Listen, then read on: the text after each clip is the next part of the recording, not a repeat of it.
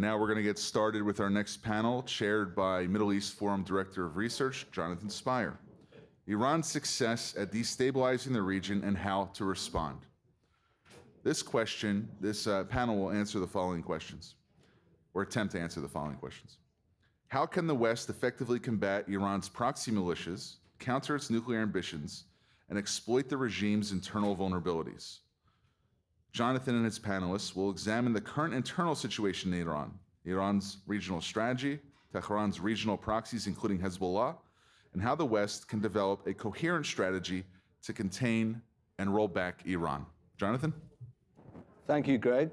I hope the microphone's on and everyone can hear me. So we're going to be discussing the issue of Iran today. Yeah, hopefully those will all come in and we can get started properly. Before we begin, however, I wanted to give a very brief shout out to our hosts at the Kimpton Monaco Hotel. We at the Middle East Forum, as you know, pride ourselves in our attention to detail. It was important for us that the decor in the room for the conference was appropriate to the themes. And as you can see, the hotel has very effectively responded to our request for curtains in the shape of the Palestinian kufiya. So we're very happy about that, and we're grateful for it. To get to the business, nevertheless, of our discussion, the Islamic Republic of Iran, its ambitions and its bid for regional domination is, in my estimation, and our estimation at least, perhaps the central challenge facing US and Israeli policy in the region today. And it's for that reason that the strengths and vulnerabilities of Islamic Republic of Iran must surely take a central role in any serious discussion of regional strategy today. So we're going to be discussing in the next hour both the strengths and the vulnerabilities of Islamic Republic of Iran. And we have three very distinguished speakers to help us do that. You have the full biographies, of course, in the brochure, so I won't go into everything, but we have Hanin Ghadar, Friedman Senior Fellow at Washington Institute, Saeid Golkar, who is a UC Foundation Associate Professor at the University of Tennessee in Chattanooga, and last and definitely not least, my friend Ali Reza Nada, a well-known Iran policy analyst. We're going to do this in the following way. Each of the speakers is going to speak for about 10 minutes, and then that will leave plenty of time for discussion and conversation. Saeid is going to speak about mainly the internal situation in Iran, and he'll begin. Hanin will talk from her very deep base of knowledge about one example of, and the most successful example of Iranian proxy warfare in the region, namely Lebanese Hezbollah. And Ali Reza will round it up with a discussion or a talk also on Iranian regional strategy. So I'm going to ask Saeid to begin to talk with us about the current internal situation in Iran. Saeid, please. Okay. Good morning. Still it's morning, but it's a very difficult panel. We already had 3 panels. It's getting closer to the launch, and everybody's hungry. And we are going to talk about Iran. So, there is a question, very important question. If you follow the news, you already know that the Islamic Republic attacked Israel a few days ago or 2 weeks ago. For the first time with 320, drone, ballistic missile, and cruise missile. And you're asking yourself, what has changed? Why the Islamic Republic this time decided to respond and attack Israel directly? If you go inside of the country, you will see the morality policing is coming back to the street. 1 year after the end of the women freedom and liberties, or Mahsa Amini protests, that killed more than 600, 700 people, blinded 1,000 Iranian, put to jail 20,000 Iranian, and took several months for the Islamic Republic to brutally repress it. So the question is why the Islamic Republic is doing the same game and is actually became more reckless. There are different idea that Ali is going to talk about it internationally, regionally, but I want to focus on internal politics. In my opinion, the Islamic Republic since 2021 is a new phenomenon. I'm going to talk about 3 topics: the personalization of power by the Ayatollah Khamenei, the re-ideologicalization of the regime, and dummification of a state. The first is personalization of power. The Islamic Republic right now is an authoritarian regime without any doubt. But if you look at the authoritarian regime, there are several types of theocratic regime, militaristic regime, one-party system, and Islamic Republic is a personalistic system after 2021. Ayatollah Khamenei came to the power in 1989 and gradually personalized revolutionary guard and army, gradually personalized the clerical establishment or seminary school, and finally personalized a state bureaucracy. He tried to personalized the state bureaucracy in 2005 after Mahmoud Ahmadinejad became the president. But because of the personality of Ahmadinejad and because of the presence of the so-called moderate, Ayatollah Khamenei was not able to do that. But after 2021, by the appointment of Ayatollah Raisi, I can tell you that the Islamic Republic right now is more than anything that the personalistic system. It doesn't mean that the IRGC is not there and militaristic trends are not there. It doesn't mean that there is a political faction between the clergies. But if you look at the Islamic Republic right now, Ayatollah Khamenei is the most important political figure that makes most of the decision. The second phenomenon that I want to talk about, and it is important to understand why Islamic Republic is doing right now and what is going to do in the future, is the idea of re-ideologicalization of the regime. Islamic Republic from the beginning was an ideological regime based on the Ayatollah Khomeini idea or the Khomeinism. Khomeinism is a version of the political Islamism that is based on the idea of the guardianship of the jurist, that one clergy should rule the countries, Islamization of societies, and export of the revolution. They have all of the similarities with other Islamist groups. They are anti-Semitic, they are anti-American, and they want to create immoral societies. But what happened is after Khomeini died, for a few years, Ayatollah Khamenei was a weak leader. And other politicians in Iran decided to lower down the ideological pressure over the societies. Khamenei gradually came back, and from 2019, after he published his second manifesto, political manifesto, called the second phase of the revolution, he believed that it's time for the Islamic Republic to go back to its root, to the ideological root. In his manifesto, he's talking about 5 stages of the Islamic revolution. He believed in 1979, Islamic revolution was successful. In 1918, we created the Islamic regime. But he still believed that there are 3 phases that the Islamic Republic should work: Islamization of country, Islamization of government, and Islamization of liberal or global orders, or creation of Islamic civilization, undermining international liberal order. He brought Raisi to work on the 3rd phase, that is Islamization of the government. By Raisi, from 2019, even before Raisi came to the power, there is a complete overhaul of the Iranian political system. More younger generation of the elite are coming. They are much more ideologic and zealous.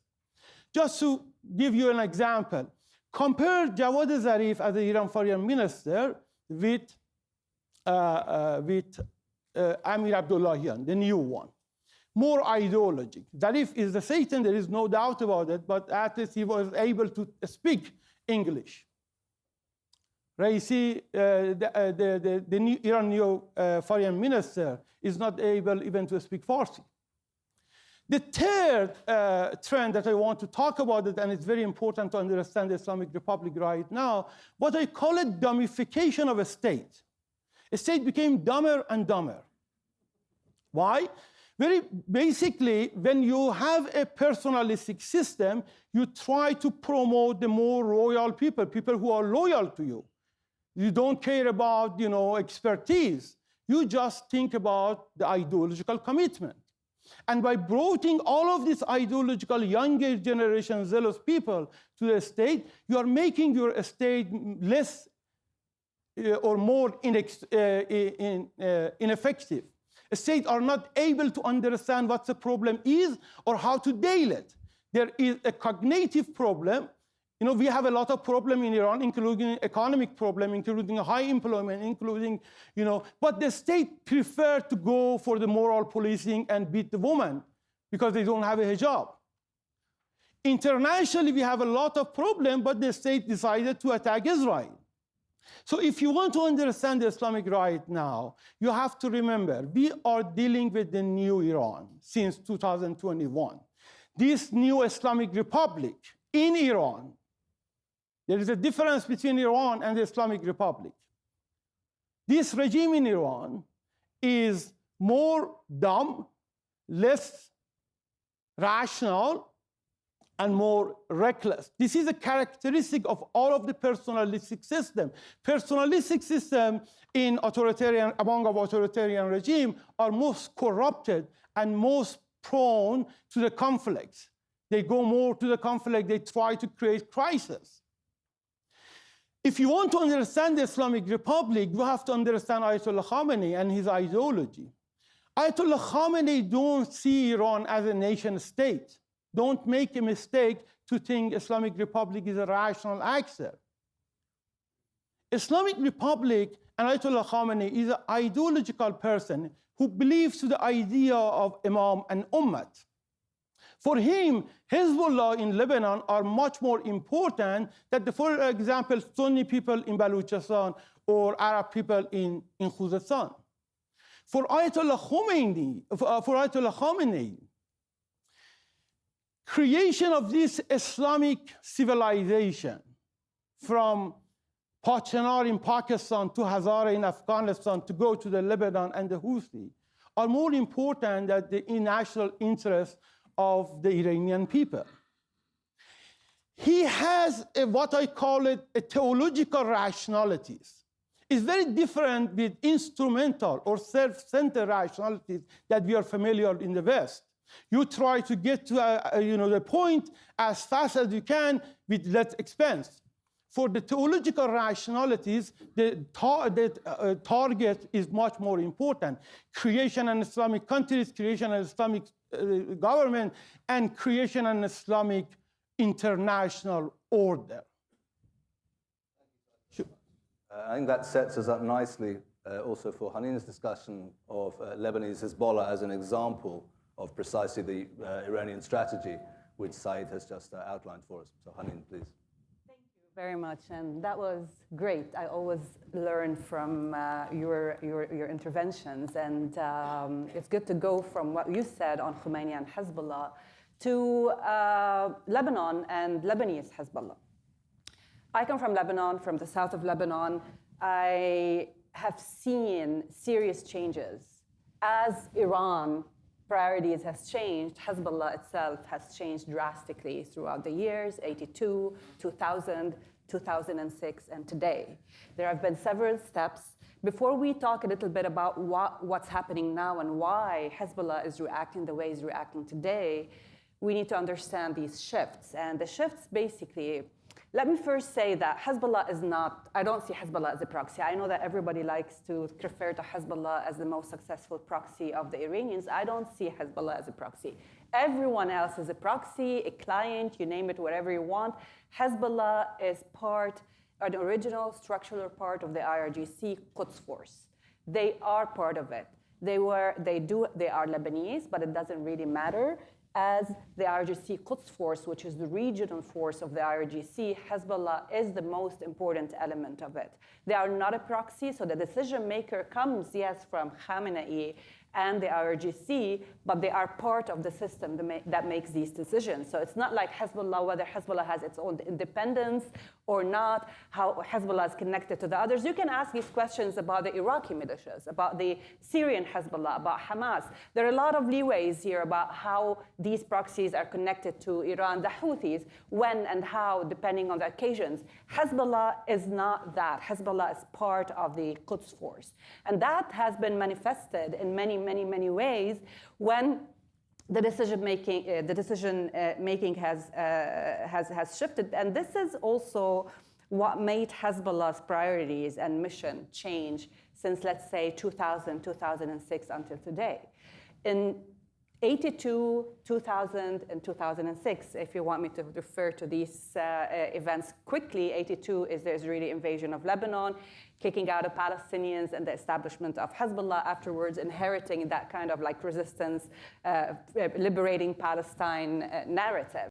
And then 2000 is Hezbollah's first divine achievement, big achievement, which is liberating the South. Whether it's actually an achievement or not, I think it was an Israeli decision, but for them, they sold it as an achievement. The third one is 2006, which they called the divine victory, ended with 1701 resolution that basically stopped the war between Hezbollah and Israel, which is the last war, that 34 days war, until today, which is not that kind of war. It's not a scale war, but there's a reason why. So that's why I'm saying things have changed drastically since 2006 today. Hezbollah's mission back then was very restricted, whether it was the actual ultimate goal or a tool to reach something, but it was restricted to resistance. It was restricted to liberating Lebanon from Israeli occupation. It was restricted to fighting Israel. That was the mission. They had no other goal. They had no other mission in the region. Their connection to Iran was still organic, but it was not as apparent, and they were more focused on Lebanon in the sense of resistance and liberation. Then things changed drastically, especially when Qasem Soleimani led the Quds Force into Syria, Iraq, Yemen, you name it, the region. The region happened. Iran's priorities shifted from Iran's priorities shifted, Hezbollah's priorities shifted from like Israel and building their rhetoric and resisting groups, because that phase was basically to lobby and collect support base and establish Shiism, political Shiism as a big element of the Lebanese system. And then they used the 2006 divine victory an order for them to go into the region, and their mission shifted from resistance to protecting Iran's interests in the region. Today, Hezbollah is acting, and that's exactly why Hezbollah is not engaged in the war in Gaza with Hamas the way everybody expected them to. There was an opportunity for Hezbollah to jump with all its military might, with all its assets, and say this is an opportunity to actually corner Israel from both sides, or three sides if you want to count the Golan. And this is an opportunity to really exhaust Israel. But they decided not to. Why? Because their mission today is not Israel and the resistance. This is coming later. But their mission today is not Gaza. It's not protecting Hamas. It's not the Palestinian cause. They are the insurance policy of Iran, the regional military, most important military asset of the IRGC. They are the defensive shield of Iran's interest in the region. This is their mission today, and that's exactly the way they're acting today.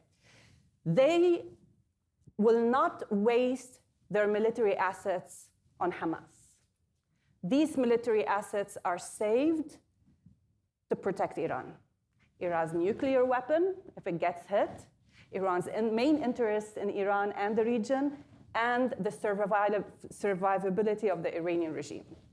If any of these three priorities of Iran were jeopardized, Hezbollah's military assets will be used. What are these military assets? And this is where we talk about strengths, right?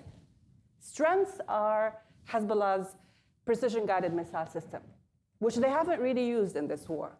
For the past, since October 7th, they've used drones, more and more drones, definitely more advanced drones in the past few days than before, definitely used like fighter drones, drones that hit the Iron Dome. They used some precision-guided missiles, but not the long-range ones. This is something that they haven't used. The Radwan forces, the elite forces, they haven't really used. They've been using more younger fighters, pushing them up to the front in order, the dispensable ones. The real assets are still hidden. And if Israel decides to attack Hezbollah in an all-out war, they will use it. But they'd rather not use it themselves because these are the assets that are going to protect Iran's nuclear weapon interest and the regime. So their strength also is that I think they realized after April 13, when Iran attacked Israel and failed drastically. They did it for the first time, but they failed, and Israel attacked back. That was an equation where both countries decided that this is not going to happen again, right? Iran attacked Israel and realized that not a good idea. But what really came up from this event, April 13 and the days after, is that actually, if Iran wants to do something substantial, it's better to use its own proxies. It's better to use Hezbollah in Lebanon. It's better to use the Houthis. They are much more effective than Iranian drones sent to Israel. This is something that also made Hezbollah, added to Hezbollah's strength, that they felt a little bit more confident about their presence and mission. But this also makes it much more complicated. And this is very much linked to the vulnerability as well. If we're talking about the vulnerability, you said you wanted us to discuss vulnerabilities a little bit. I think the death of the resistance rhetoric is one of their main killers. They had the people behind them in 2000 and 2006. Even when they went to Syria to protect Iran and the Assad regime, they had big popular support, the Arab depth, but also within the Shia community. Maybe you're not hearing many Shia voices and protests, and everybody thinks that the Shia community is still behind Hezbollah. It's not. I am from this community, and I wrote a book about this. I've been doing the research about all these changes within the Shia community when it comes to Hezbollah. They do not support Hezbollah out of loyalty. They are the silent majority that are very, very, very afraid. And that fear is real, and they do not really speak out, especially after the assassination of Luqman Islam in 2020, especially after the 2019 protests and the intimidation and threats that happened afterwards. It's not easy. But they lost the popular support. And this is going to come out one way or another. They are more seen as an authoritarian regime in Lebanon. Hezbollah today, for the Lebanese people, like me, is an occupation force. It's not a proxy, it's an occupation force. And the Lebanese are silent because it's very authoritarian, it's brutal, and they kill. And they have the arms that they kill, and there's zero accountability. This is a strength, but this is also a weakness. A weakness because people are afraid of them, yes, but there's no loyalty. There's no love for the resistance. The death of the resistance. Hassan Nasrallah, after the Gaza war, took him 4 weeks to speak. And when he did, first thing he said, this is not our war, this is the Palestinians' war. The death of the resistance. Free Palestine, right? And they have these weapons, the precision-guided missiles. They love them. They talk about them all the time. But they are actually a few hundred missiles. Once you use them, you lose them. What are you going to do afterwards? Right? So if they go to a war today, or if Israel starts attacking them today, they'd rather keep these arms and use them as a threat, because they're more powerful as a threat than using them themselves. They can use them once. They're not going to eliminate Israel by using these weapons. They're going to harm Israel, yes, but they're not going to eliminate Israel. But they will be eliminated afterwards because they're done. And they don't have the money. Iran doesn't have the money or the time in order to rebuild this arsenal. Their goal today is to waste time as much as possible, delay the war as much as possible, keep these arms and maintain them in their arsenal, especially the guided missiles, in their arsenal as much as possible until Iran is done with its nuclear weapon. And then they can get rid of them and start a war to defend that nuclear weapon. That's the goal. That's what they're doing today. And I think, at this point, a preemptive war might, not on Lebanon, on the Iranian nuclear program, a preemptive hit is becoming much more apparent, because this is really the challenge. It's not, the guided missiles are there just as a threat. I have a lot more to say, but I think I've exhausted my 10 minutes. And I'm going to stop now. And if you want me to elaborate on any of this, like, I can come back to these ideas during the Q&A, so I'll stop. Thank you, Hani. We'll leave a lot of time for discussion, so thanks for keeping to the allotted time frame. And Ali Reza, please, the floor is yours. Well, thank you very much. Thanks to the Middle East Forum for inviting me to speak. Thanks a lot, Jonathan. I just want to briefly talk about the Islamic Republic's mindset as it perpetrated the October 7th massacre of Israelis. Just a year before in Iran, the regime faced the greatest challenge to its existence since 1979, since the 1979 Islamist Revolution. On September 22nd, 2022, the regime murdered a young Kurdish Iranian woman by the name of Mahsa Amini. And that led to the biggest uprising against the regime since 1979. And this was really a revolution. I don't think this was just an uprising. The people of Iran really intended to overthrow the regime after Mahsa Amini's murder. And there have been a series of uprisings against the regime starting in 2016.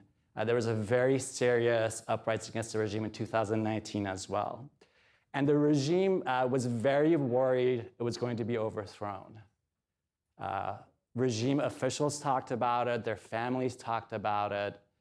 There were rumors of regime officials preparing to flee Iran even. So this was a regime really on the edge. But unfortunately, the regime survived the woman life freedom revolution in Iran. And there are several reasons for this. I think number one is the fact that this is a very effective police state. And the regime really managed to instill fear in the population and overwhelm the people's resolve in getting rid of the regime. Also, I really do blame the Biden administration for not offering the people of Iran any help, any material help in getting rid of this evil regime. All we saw from the White House was rhetoric, which I think is worse than not saying anything. And the third reason for the failure of the Mahsa Amini revolution was the inability of the Iranian opposition outside of Iran to come together, unify, and overthrow this regime. I recently wrote about this. We could talk about it more if you like. So ultimately, the regime survived. And then the empire decided to strike back. And of course, its number one target was Israel. I remember when October 7th happened, I have this bad habit of checking Twitter when I get up in the morning. And the first thing that popped up was Ayatollah Khamenei's Twitter account showing the Israeli concertgoers at Nova fleeing. And the joy that Khamenei showed in this tweet, you could feel it. I mean, this is a man who passionately hates Jews. When the Islamic Republic conducts policies against Israel, it's not just because of geopolitics or our hatred for the United States. This is an 84-year-old man that hates Jews. And he knows he doesn't have long to live. And he wants to kill as many as Jews as possible. And I think this is something that people in Washington, a lot of people in Washington just don't really realize. You know, they separate this regime into moderates and principalists or conservatives. But this is a real anti-Semitic regime. And that's what Khamenei's policies are based on. And the regime has in part achieved its dream. It has opened up a multi-front war against Israel, a multi-front war on 7 fronts that it has been preparing for years, if not decades. You know, Hamas would be nothing without the Islamic Republic. And the regime has paid no price for these actions. It has paid no price for killing the innocent people of Iran. It has paid no price for massacring more than 1,200 Israelis. And the regime in Tehran pays very close attention to the discussions we have in Washington, D.C., and the signals it receives from the Biden administration. And the Biden administration, since the start of the Mahsa Amini revolution and since October 7th, has really loudly said to the world that we don't want this regime to pay a price. And there are various reasons that the Biden administration hasn't changed its policies on Iran. We can talk more about that later. I mean, this is a whole discussion. And so moving forward, as I mentioned, the regime has opened this multi-front war against Israel. Its goal is to disrupt life in Israel by creating hundreds of thousands of refugees from the north and the south. And eventually, there's strong indications that October 7th was also part of the regime's effort to weaponize its nuclear program. I think just a couple of days ago, the deputy spokesperson for the State Department said, well, we have no evidence that the regime intends to weaponize this program, but what more evidence do we need? The regime is closer to a nuclear weapons capability more than ever before. Previously, and I used to work a lot with the Pentagon, there's always discussion of Iran's weaponization or nuclear program in terms of it being a virtual nuclear state. But I think we've moved way beyond that. We should be ready for the regime to assemble nuclear weapons and test nuclear weapons. And I believe this is Khamenei's goal and the Revolutionary Guard's goal as well. So what do we do moving forward? Because Iran is still a very restive country. Yes, the public is afraid of the regime, but there are hundreds of thousands of Iranians, if not millions of Iranians, that want to overthrow this regime. And Hani, you said something very interesting that really resonated with me. You said that Hezbollah is an occupying force for the people of Lebanon. The Islamic Republic is an occupying force for the people of Iran. And I think words really matter. I always call it the Islamic Republic because it is not Iran. The people of Iran do not feel that they're represented by this occupying regime. So Iran is still very restive. In recent weeks, there have been some signs of increasing demonstrations, especially after the regime stated that it planned to execute a famous rapper by the name of Tumaj in Iran. So any day we could have a new uprising in Iran.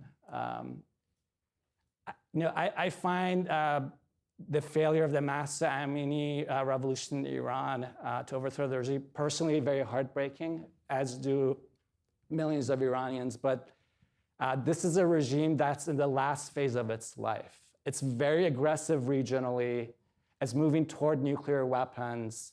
But just like the Soviet Union, when it seemed strong at the height of the Cold War, this is a rotten regime, and it has been rotting from the inside for a very long time.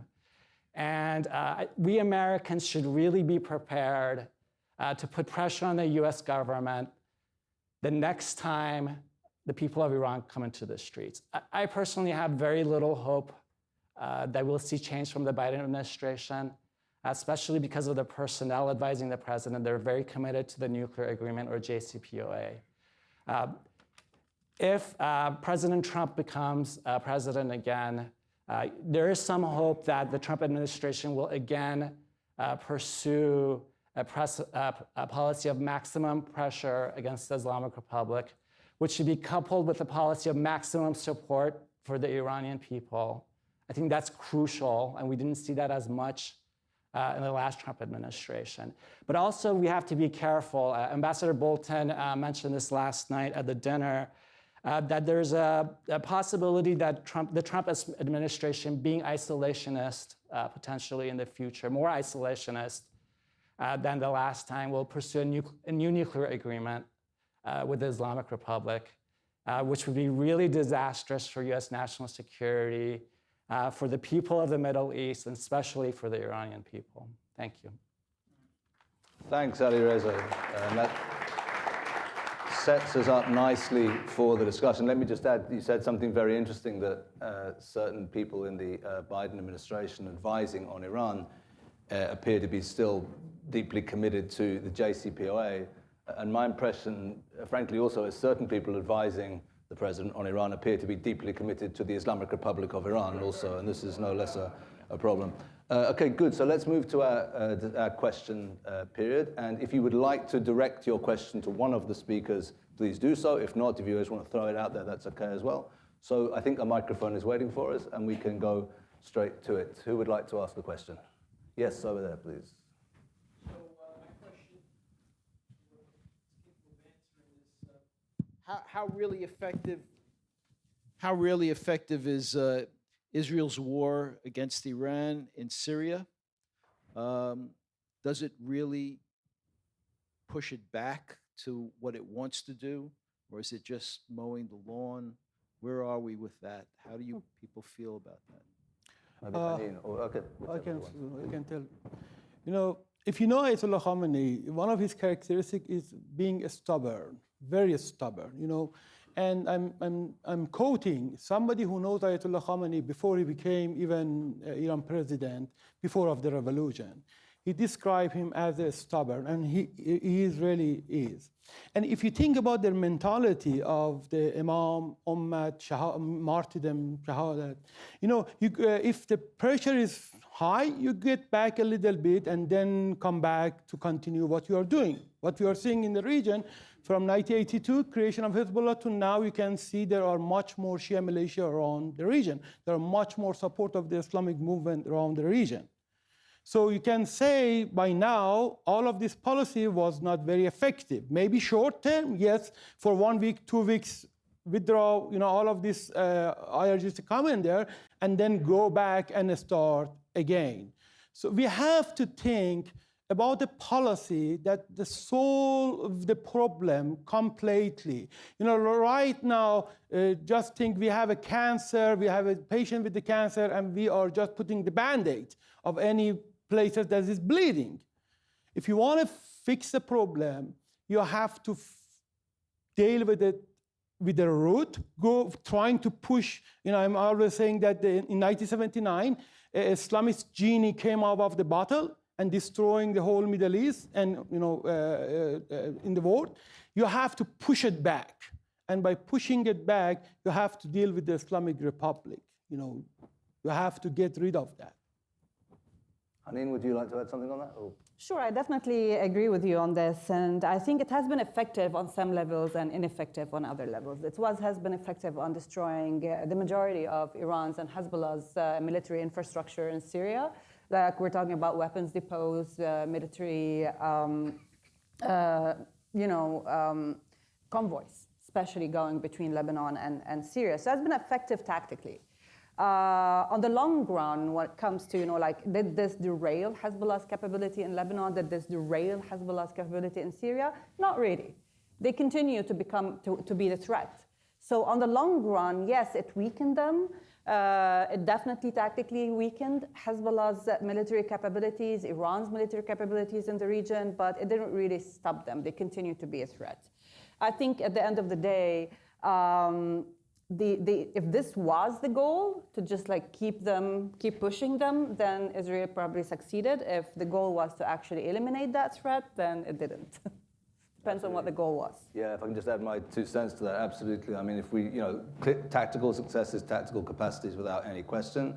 But today, Islamic Republic of Iran controls a contiguous corridor all the way from the Iraq-Iran border through Syria, through Lebanon to the Mediterranean Sea and to the borders with Israel. And that has not been fundamentally altered by the Israeli campaign between the wars, as it's known in Hebrew. Yes, please, Judy at the back. So we've heard some good news and some bad news. So some good news is good. I just wanted to ask if you could briefly comment on the fact that the United States of America has been helping sort of revive the life in Iran, and as things are going down, are we supporting it to go up? Also, quickly mention about the tunnels in the north. The first question, I'm not sure if I quite understood. Well, we were discussing how how things are starting to come apart in Iran, but yet we in the United States, through our current government and previous government, have really helped support the bad. Understood. Ali Reza maybe on that. So I believe your question is, how is the United States helping prolong the existence of the Islamic Republic? And it's really through the nuclear agreement or the Joint Comprehensive Plan of Action, the JCPOA, which the Obama administration claimed to be its number one foreign policy achievement. As long as Washington has this vague hope of reaching some sort of diplomatic solution, then it's going to be really hard for the people of Iran to overthrow the regime. You can either have a free Iran or the JCPOA. You can't have both. And ultimately, Ambassador Bolton talked about how we set back the regime's nuclear program. Yes, Israel can do tremendous damage to the nuclear infrastructure in Iran. The United States, I think, could absolutely destroy it, but I don't think that will happen. I think our best hope is that the people of Iran rise up in revolt, overthrow the Islamic Republic, and then we have a relatively more democratic system in Iran that represents the will of the Iranian people. And the people of Iran do not want to be isolated. They don't want their children to go hungry. They don't want to destroy Israel. You'd be surprised, there's a lot of pro-Israel sentiment in Iran. We've seen it in the diaspora after October 7th. I can't recall any other Middle Eastern population or any other population originating from the Muslim world that has supported Israel as much as the Iranian diaspora. And I think that's where the solution lies. You asked about tunnels also, Judy, right? So maybe to Hanin, if you could respond on The that. tunnels in the north, yes, they're real, they're big, they're very serious, and I think the Radwan forces, the elite fighting force that I talked about first, is the force that is very similar to Hamas and Nukhba that actually did the October 7 event. And the Radwan forces are trained. Their main mission is not to fight per se the way everybody's fighting now. Their main mission is to use these tunnels. They're trained, very well trained, to use these tunnels in order to infiltrate Israel. And that's exactly why current diplomatic efforts to ceasefire is not just about ceasefire, is to push Hezbollah away from the borders for at least a few kilometers, mainly because they want to make sure that Hezbollah doesn't have access to these tunnels. But the Radwan forces and these tunnels are one of their main assets, the main assets that I talked about earlier, and Hezbollah will not accept, simply will not accept. So the other option is destroy them with war. So it's either Hezbollah accepts via current diplomatic negotiations, which seems it's not going to happen, or Israel will have to do something about it because you have 60,000 Israelis from the north who are displaced. They have to come back. And as long as these tunnels exist and as long as Hezbollah has access to these tunnels, most importantly, as long as Hezbollah has access to these tunnels, it can send the Radwan forces, no one in the north will be safe. So yes, they are very, very serious. There was a question over here. First, this has been a very clarifying presentation. Thank you. What is the ideological threat that Iran represents? I understand its possession or potential possession of nuclear weapons makes it very scary, particularly to those Arab countries that are prepared to make accommodations with Israel but don't want to get their feet wet before they're certain that they're not going to drown. But what is there really a fear that somehow Iran is going to take possession of the feelings of the Muslim world and become a kind of a caliphate? What is it precisely that they're afraid of? Thanks. Whoever would Yes. like to help in on that. actually this, not the Caliphate, because Caliphate is a Sunni political system that the Sunni Islamists try to recreate, even in the West, that there is a caliph, and with all of the characteristics. In Islamic Republic, in Khomeini's political idea is the Imamat system. Imamat system is after the Prophet Muhammad, there was 12 imam. The last imam is in accolation, hidden, and the clergies are the representative of the hidden imam. And based on that, Ayatollah Khomeini politicized this idea that these clergies who are representative of the hidden imam in the spiritual matter should be representative of hidden imam in political matter too. So the Shia should follow that. Khomeini got this idea and believed to this idea. Maybe you don't know that, but Ayatollah Khomeini also translated Saeid Golkar, the Islamist radicals, the Ikhwan Muslimin books. So he believed to the militant Islam. He believed that we have to create this Shia Ummah. If the Sunni join, they have to join ultimately, but that's out of the road. Right now, we have to think about the Shia communities in the Middle East, North Africa, and Central Asia. Khomeini sees himself as an imam of this Ummah. And that's why he referred to the IRGC Quds Force as a borderless soldiers of this Ummah. Doesn't really matter. There is a very interesting poem I translated. He talked about doesn't really matter if you die in Iran or in other places. If it's not martyrdom, it's not important. And if it's martyrdom, doesn't matter if you're being martyred in Lebanon or in Iran. The whole idea is a very ideologic form. In the West, we decided, after the Khomeini died, without the Islamic Republic is rationalizing. We forgot this ideology, and it's very difficult for the Western audiences to understand this political view. You have to see, and I talk about the Hezbollah is not a proxy of Islamic Republic. I prefer to call them as a soldier of the Imam. Imam has a different army, the Lebanese army, the Houthi army. The more loyal one are the Lebanese one because of the historical institution. But they don't see themselves as a proxy. They see themselves as an army of this Imam. Yes, most of the Iranians don't believe to this. Yes, but there are a small group that shape the base of the regime, and we can talk about how many. In my optimistic opinion, it's less than 10%, and I can tell you why. But 10% believe, and then that's why for Ayatollah Khamenei, it's much more important to reach out to the Houthi in Yemen, to the Shia Iraqi, to the Lebanese, to the Pakistani Shia, to Afghani Shia, to Kashmiri Shia, trying to mobilize and bring them. He lost Iranian population, and he needs army for this amount. So if you want to understand the Islamic Republic, sorry, Jonathan, please forget the rationality, instrumental rationality, and think about the ideological point of view. Ali Reza on this also. I think there is a major immediate threat to us coming from the regime in Iran. If you look at US college campuses, just go to GW or UCLA. GW is my alma mater, and I grew up near LA. I bet you 100% that the regime in Iran is connected to these student protesters, that somehow it's funding them.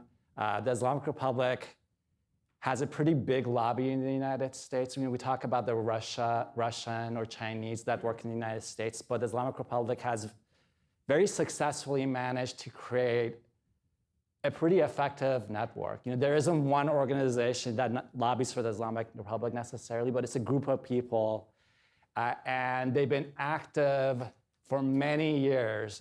If you look into Princeton's Iran program, it's 100% pro-Islamic Republic, 100%. And this program has been allowed to operate freely for years. And it's brainwashing kids to not necessarily pursue, to defend the Islamic Republic, but promote policies that help the Islamic Republic in Iran. And the Islamic Republic will work with anybody. Sunni, Shia, leftist, communist, ultra-nationalist. So I think it's very vital for the US government to look into the regime's network and dismantle it. The Iranian American community has been really pushing hard on this issue, but I think more Americans really need to speak up about the regime's lobby in the United States. There was a question at the back there, yeah. Go ahead. Is it unrealistic to see regime change as the superior alternative to taking out Iran's nukes and missile capacities, because a regime ready to go down needs very little time to break out? A bomb can actually be fashioned at 80%. 90% is a myth. A little boy dropped on Hiroshima was 80%. It just is larger and can't be fitted on a missile, but it can be made and it can be used. So isn't it really both regime change and WMD risk reduction must be taken together? Okay, who would like to address that? Who? Me? Whoever wishes. If, the attack on Iran nuclear program may postpone, may slow down the Islamic Republic desire to get the nuclear weapons, but it's not going to solve it. Replacing the Islamic Republic with a more, modernizer, pro-Western regime is the solution. We don't know to what extent the Islamic Republic is close to get the bomb, but we know that they have invested since, after 1986-7 to build this program. When you build the program, why you are putting the, railroad and putting it on, for example, south if you don't want to go to the south? The Islamic Republic ultimate goal is to get that. Now there are arguments. This is a deterrence policy. The Islamic Republic wants to deter other countries to attack it, or no, like other military equipment, they can proliferate it to the other group, like Hezbollah. That's the argument. Then, All right, so thanks, yeah. You want to get, otherwise we'll move on to another question. yeah, If I can say one thing, the United States and Israel should be prepared to take out Iran's nuclear program and not just count on a revolution in Iran in succeeding, because we don't know what's going to happen in Iran. A revolution in Iran, a successful revolution, could take many, many years, especially after the failure of the Massamini revolution. And so I think both countries, the US and Israel, but especially Israel, should really consider the kind of policies that could do physical damage to the Iranian program. And my advice for Israeli officials would be as well to really prepare for the next uprising in Iran. How can Israel help the people of Iran free themselves? By targeting senior Revolutionary Guards commanders like the guy who was targeted in Damascus. Moussaoui. Disrupting communications network, that could be very important because as long as the regime controls communications in Iran, it can crush protests. So I think not only should we think about how to destroy the nuclear program, but how to overthrow the regime through much more aggressive ways. Again, I have really no hope in the Biden administration doing this. Hopefully, the Trump administration will be more willing to act like that. I have a follow-on question, actually, if I may, on this to either Saeid or yourself, Ali. There are those who make the claim that the Iranian people, because of their deep and legitimate attachment to their national identity and history, would mobilize around the regime in the event of an attack coming from the outside, in the event, for example, of an attack on the nuclear facilities. Correct. Would you respond to that? my answer is if it was 20 years ago, you were right. But right now, I don't see it. There is always a threat of the Iranian nationalism, but the regime is so illegitimate. Yeah. The people are so fed up right now that they are not going to do that. The new generation is not as ideological. No, at all. The Iranian people in general are the most pro-American, pro-Western and pro-Israeli population that you can see in entire Muslim majority countries that we are talking about 51. You cannot believe it. It's not because the US did anything, no. It's mostly because of the enmity and alienation of the Iranian people toward the mullah. They so hated that they love everything that they are against it. So Islamic Republic is anti-American, they are pro-American. They are pro-Palestinian, they are anti-Palestinian. At the back there, you had your hand up for a while, sir. So what sort of October surprise might Iran present us with to try to possibly affect our national election?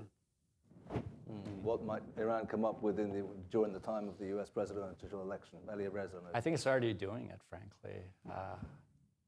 Just by striking Israel the way it did, it has really affected politics in this country. This student and agitator protests on college campuses are affecting politics in this country. They could potentially sway an election, and officials in Tehran know this very well and pay very close attention to what's happening in the United States. Can I add to it just from the Hezbollah scene? Because after April 13, I think Iran is starting to use Hezbollah more and more to send effective messages and strong messages. We saw after April 13, immediately after April 13, the quantity and quality of escalation from Lebanon against Israel has become very apparent, extremely apparent. The advanced drones and the depth that they can reach. Plus the killing of Israeli soldiers and civilians has really accumulated. So what I'm trying to say is that Iran is going to invest heavily in the rift between the United States and Israel. For them, this rift, they will invest in it rhetorically, politically, militarily. They see, whether it's true or not, they see that Israel is becoming less supported, less isolated, more isolated, which means, in their opinion, that's weaker. And this might imply actually that this is an opportunity to escalate against Israel while investing in the rift between the US and Israel. And I think this is the moment where the US should actually make it very clear to the Iranians that this rift doesn't mean that the US is not going to support Israel in its next war in Lebanon or Iran or whatever. So this is very important. This is important. The Islamic Republic of Iran, however, is also important. And for that reason, I would like to take one more, hopefully brief question. Yeah, sir. Thank you. If any of you would, what do you think the rationale is behind our administration's apparent passive approach to these malevolent developments in the Middle East? A good question on which to close the session. So whoever would like to. What is the rationale behind the United States administration's stance towards these malevolent developments in the Middle East?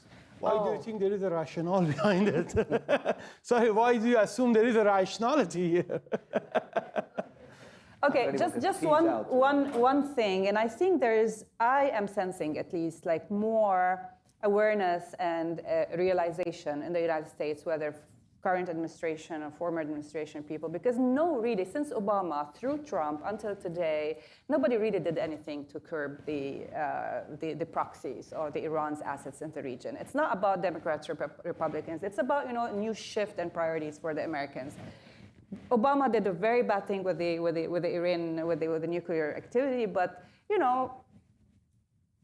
Trump didn't do that much, or when it comes to Hezbollah, at least. Like, I didn't see anything that had really changed. Maybe on Iran, but not on Hezbollah. They continued doing what they needed to do in Iraq and Syria and Lebanon. Nothing really changed. And today, I think what happened really is when it comes to the importance of these proxies and the importance and the significance of these proxies to Iran is becoming, October 7 really highlighted the importance of these proxies to Iran. The Houthis were never really on the radar of anybody. Now there's a coalition against the Houthis. Hezbollah was left to do what it really needed to do in Lebanon as long as it keeps deterrence. Now, everything has changed. Same thing everywhere. There is a realization, which might lead to policy, might not. Who knows? It could not lead anywhere. There might not be any rationale, but I really think that there is this realization everywhere among everybody that Iran really relies on these proxies. And this is going to shift some kind of, like, at least the policy rhetoric, not necessarily the policy itself. I think the answer to your question lies in an interview President Obama did with Jeffrey Goldberg in The Atlantic, and he said, Iran and Saudi Arabia need to learn how to divide the Middle East between themselves. This is probably a good point on which to finish, as long as it didn't ruin your appetite. So, questions of profound importance. The Middle East Forum, as you know, has put on its banner the support for regime change in Iran, for the bringing down of Islamic Republic of Iran. And I think that we've heard today many reasons why that is the correct approach to take. Thanks very much to all our distinguished speakers. It's lunch.